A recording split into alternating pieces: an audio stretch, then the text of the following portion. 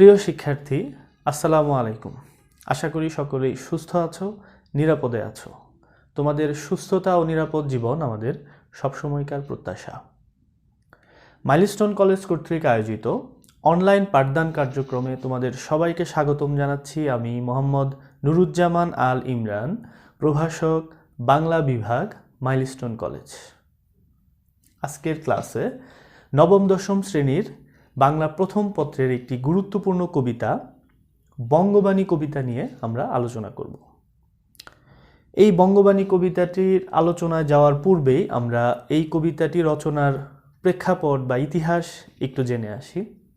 প্রিয় শিক্ষার্থী, বঙ্গবাণী কবিতাটি কবি আব্দুল হাকিম রচনা করেন বাংলা সাহিত্যের মধ্যযুগে, অর্থাৎ এই কবিতাটি মধ্যযুগের বাংলা সাহিত্যের একটি নিদর্শন।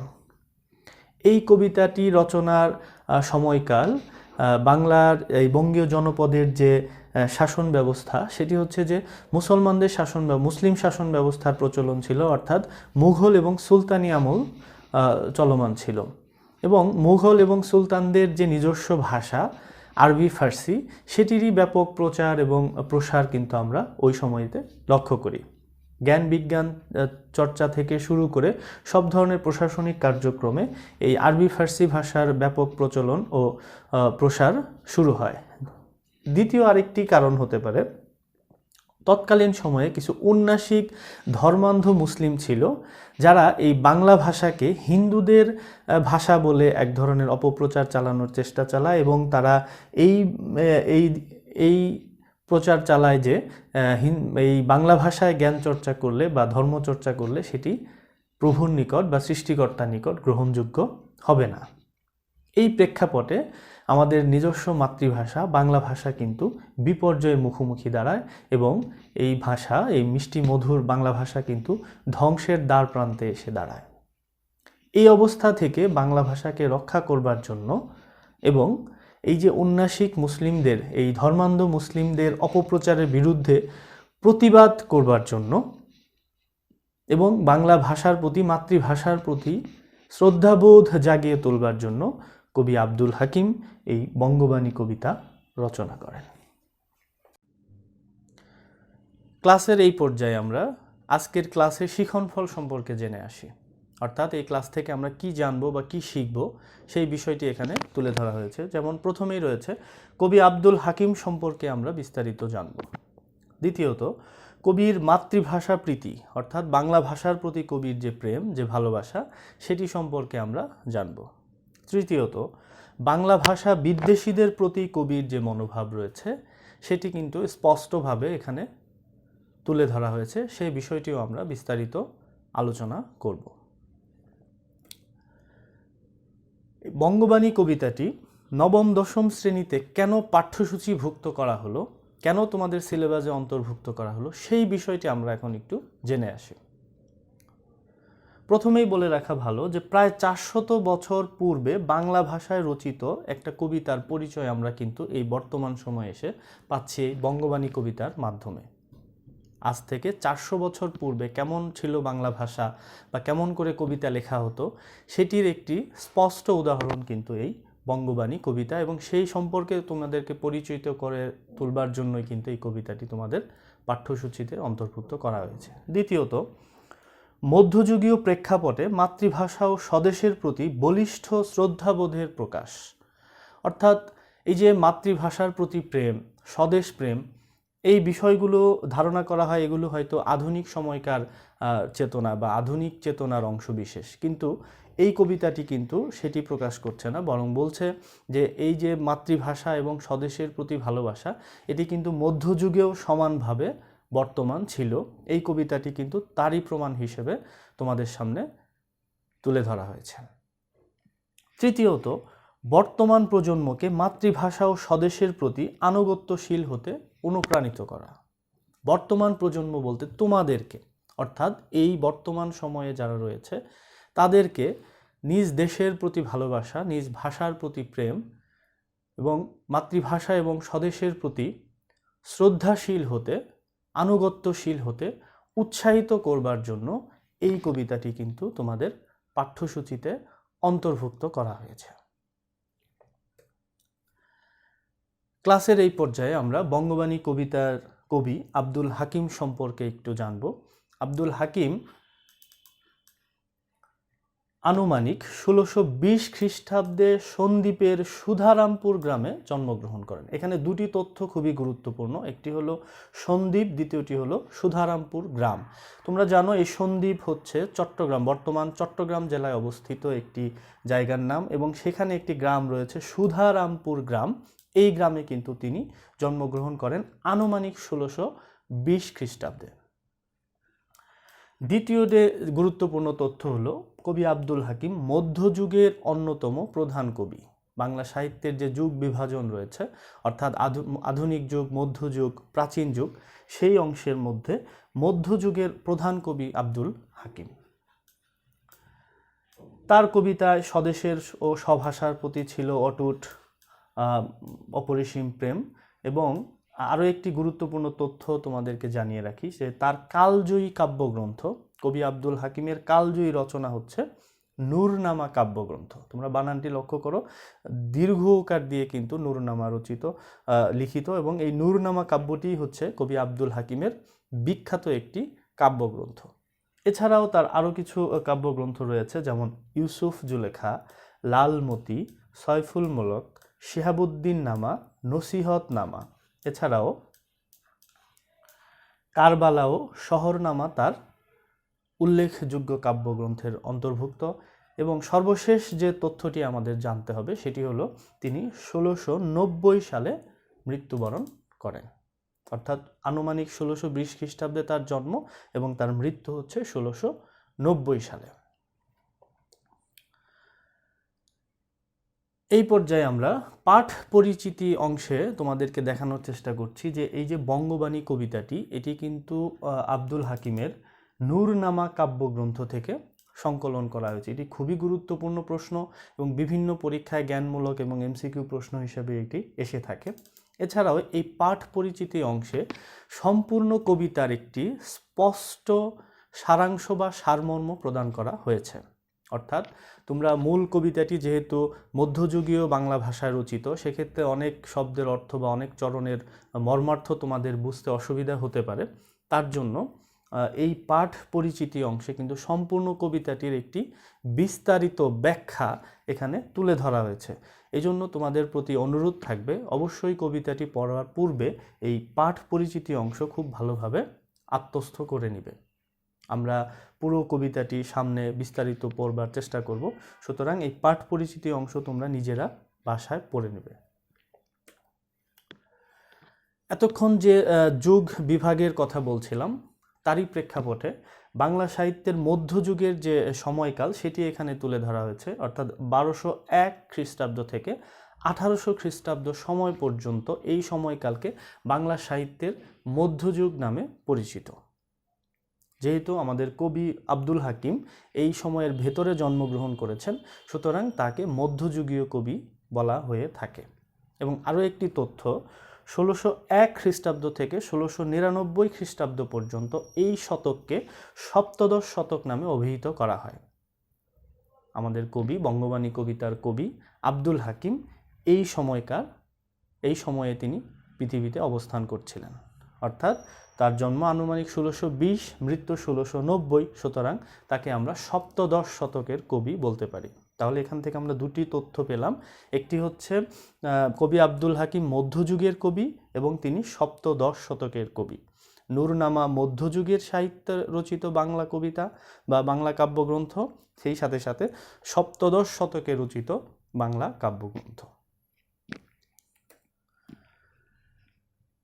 যে কোনো কবিতা ভালোভাবে বুঝবার জন্য, ভালোভাবে আত্মস্থ করবার জন্য প্রতিটি শব্দের আক্ষরিক অর্থের পাশাপাশি ভাবার্থের প্রতি কিন্তু গুরুত্ব দিতে হবে, কারণ কবিতা অল্পের মধ্যে বৃহৎকে ধারণ করে থাকে।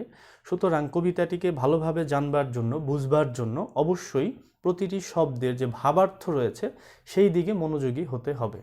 যেমন এই বঙ্গবাণী কবিতায় কিছু শব্দ রয়েছে যেগুলো আসলে আক্ষরিক অর্থ দিয়ে অনেক সময় আমাদের বুঝতে অসুবিধা হয়, সুতরাং সেই শব্দগুলো আমরা কিন্তু ভাবার্থ দিয়ে জানবার চেষ্টা করব। যেমন এখানে নিরঞ্জন শব্দটি রয়েছে এই কবিতায়, যার আক্ষরিক অর্থ হলো নির্মল, কিন্তু এই কবিতায় এখানে কিন্তু নির্মল হিসেবে ব্যবহার হয়নি, এখানে নিরঞ্জন শব্দটি ব্যবহৃত হয়েছে সৃষ্টিকর্তা বা স্রষ্টা বোঝাতে।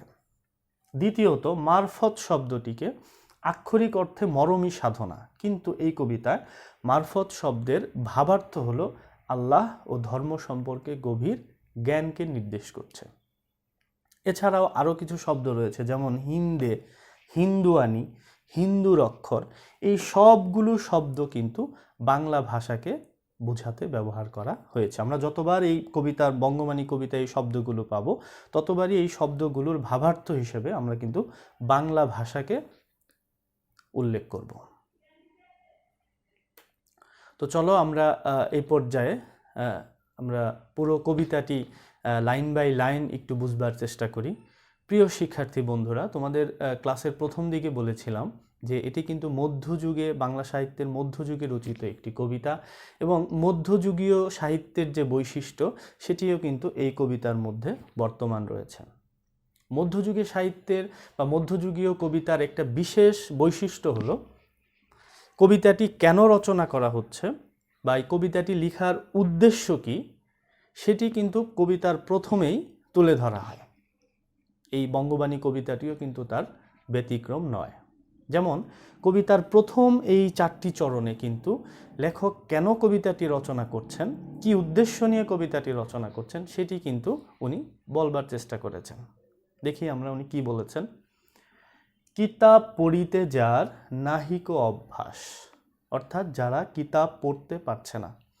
মধ্যযুগের ইতিহাস যদি আমরা লক্ষ্য করি তাহলে দেখব এই সময়ে বেশিরভাগ বই পুস্তক বা বেশিরভাগ জ্ঞান বিজ্ঞানের যে পঠিত যে বইসমূহ সেগুলো লিখিত হচ্ছিল আরবি ফার্সি ভাষায়, যে কারণে যারা অল্প শিক্ষিত বা সাধারণ মুসলমানরা রয়েছে বা সাধারণ মানুষ যারা রয়েছে, যারা আরবি ফার্সি সম্পর্কে যাদের ধারণা কম, তারা কিন্তু বই পড়তে পারছিল না, কারণ বেশিরভাগ বই কিন্তু রচিত হচ্ছিল আরবি এবং ফার্সি ভাষায়। এইরকম কিছু মানুষ যারা আরবি ফার্সি ভাষা জানে না বলে বই পড়তে পারছে না, কিন্তু বই পড়ার ইচ্ছা রয়েছে, তারা এসে সেসবে কহিল মতে, মানে ওই সমস্ত মানুষ মতে মানে আমাকে বলল, অর্থাৎ কবি আব্দুল হাকিমকে বলল, মনে হাবিলাস। হাবিলাস শব্দের অর্থ ইচ্ছা বা আগ্রহ, মানে তাদের আগ্রহ রয়েছে, ইচ্ছা রয়েছে বই পড়ার, কিন্তু কেন পড়তে পারছে না? কারণ মধ্যযুগীয় প্রেক্ষাপটে আরবি ফার্সি ভাষায় বেশি বই রচনা হওয়ার কারণে তারা বই পড়তে পারছে না।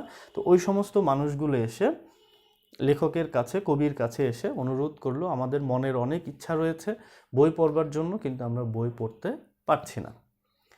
তে কাজে নিবেদি বাংলা করিয়া রচন, এখানে তে কাজে নিবেদি বলতে ওই কাজে, কোন কাজে? এই যে এই সমস্ত মানুষদের ইচ্ছা পূরণ করার কাজে বাংলা করিয়া রচন, কবি বাংলা ভাষায় এই কবিতাটি রচনা করছেন। তারা যেহেতু বই পড়তে পারছে না, বাংলা ভাষায় রচিত হচ্ছে না বলে তারা বই পড়ার আগ্রহ আছে কিন্তু পড়তে পারছে না, সুতরাং তাদের জন্য কবি বাংলা ভাষায় এই কবিতাটি রচনা করছেন। নিজ পরিশ্রম তোষী আমি সর্বজন, অর্থাৎ আমি পরিশ্রম করে, আমি বাংলা ভাষায় বই রচনা করে বা কবিতা রচনা করে তোষী মানে তাদেরকে সন্তুষ্ট করবার জন্য আমি এই কবিতাটি রচনা করছি। তাহলে প্রিয় শিক্ষার্থী বন্ধুরা, আমরা কবিতাটির প্রথম অংশে দেখলাম যে এই কবিতাটি কেন রচনা করা হচ্ছে, কি উদ্দেশ্য, সেটি কিন্তু কবি আব্দুল হাকিম সুন্দরভাবে তুলে ধরেছেন। কবিতার দ্বিতীয় অংশে কবি অত্যন্ত সুন্দরভাবে ব্যাখ্যা করছেন তার অবস্থান এই মধ্যযুগীয় ইতিহাসের প্রেক্ষাপটে, অর্থাৎ আরবি ফার্সি বা বাংলা ভাষার সমান প্রচলন অংশে কবির অবস্থান খুব সুন্দরভাবে এখানে উনি ব্যাখ্যা করেছেন বা তুলে ধরেছেন। কি বলছেন? আরবি ফার্সি শাস্ত্রে নাই কোনো রাগ। কবি কিন্তু স্পষ্ট ভাষায়, দ্ব্যর্থহীন ভাষায় ঘোষণা করলেন যে আমার আরবি ফার্সি ভাষার প্রতি, আরবি ফার্সি ভাষার বইয়ের প্রতি কোনো অভিযোগ নেই, কোনো অভিমান নেই।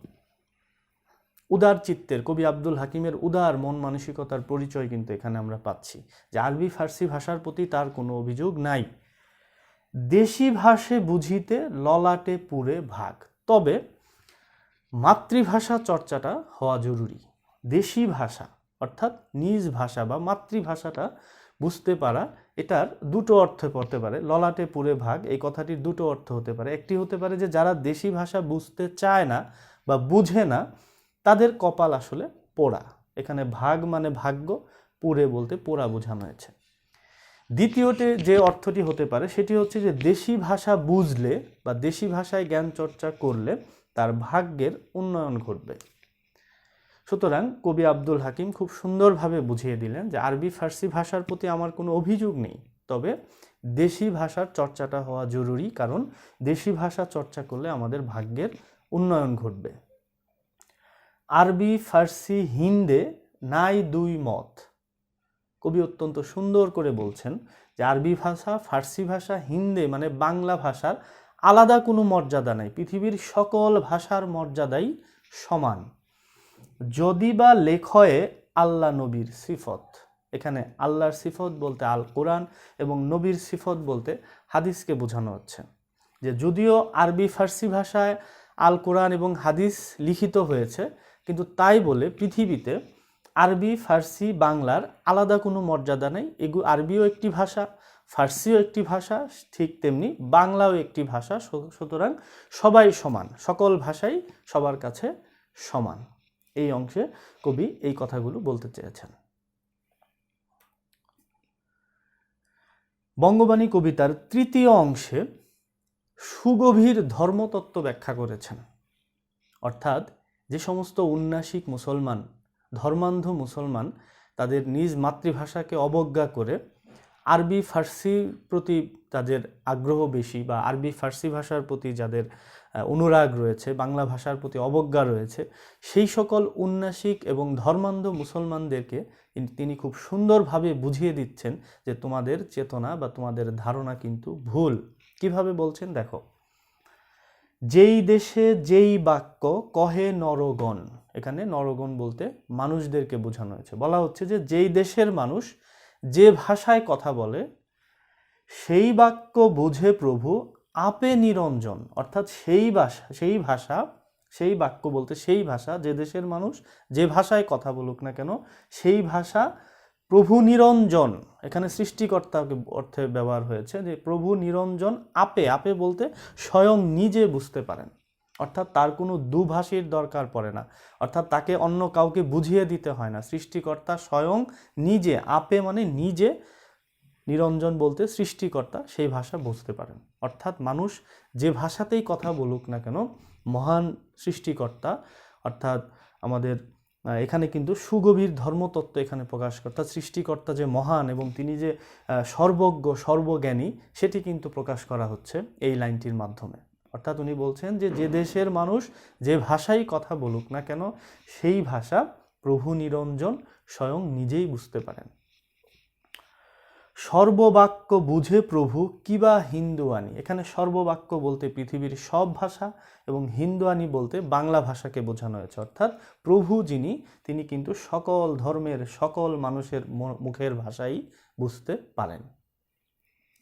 বঙ্গদেশী বাক্য কিবা যত ইতিবাণী, অর্থাৎ বাংলাদেশি বাক্য, বাংলাদেশি ভাষা, এছাড়াও পৃথিবীতে যত ভাষা রয়েছে, যত ইতিবাণী রয়েছে, সব ভাষাই কিন্তু সৃষ্টিকর্তা নিজে বুঝতে পারেন।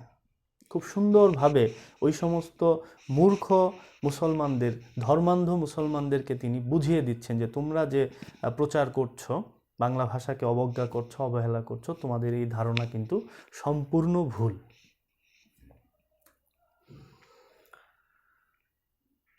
বঙ্গবাণী কবিতার এই অংশে কবি আব্দুল হাকিম যারা মাতৃভাষাকে শ্রদ্ধা করে না, অবজ্ঞা করে, অবহেলা করে, হিংসা করে, তাদের প্রতি তার নিজের যে অবস্থান সেটি কিন্তু তুলে ধরছেন। কি বলছেন?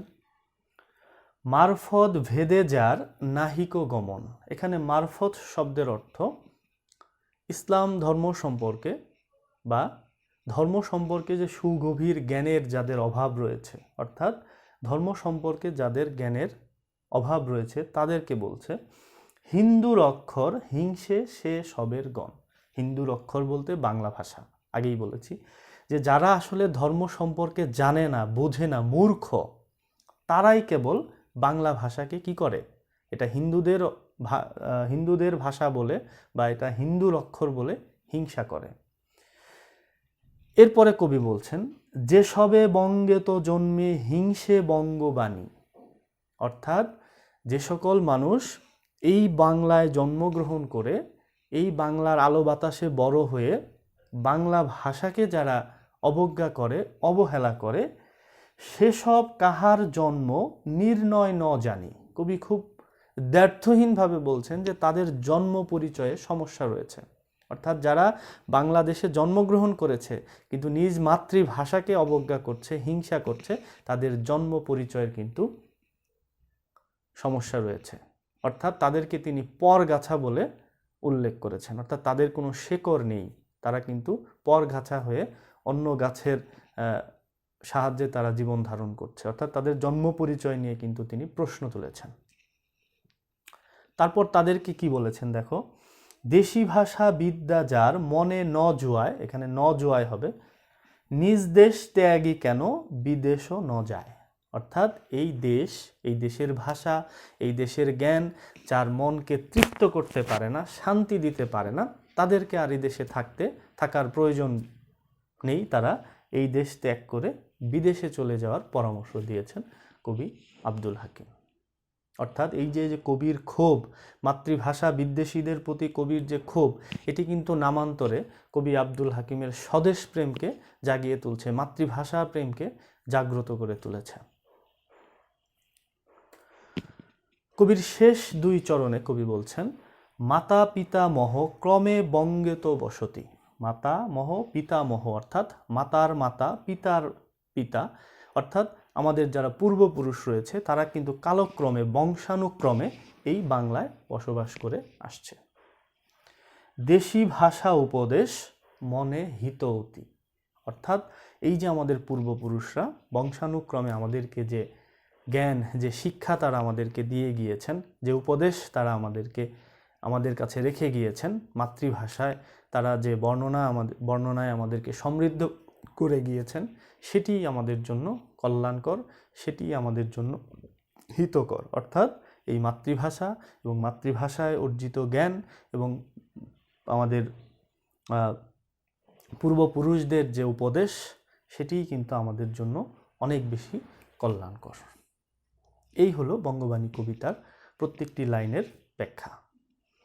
প্রিয় শিক্ষার্থী, আমরা কিছু গুরুত্বপূর্ণ শব্দার্থ দেখে আসি।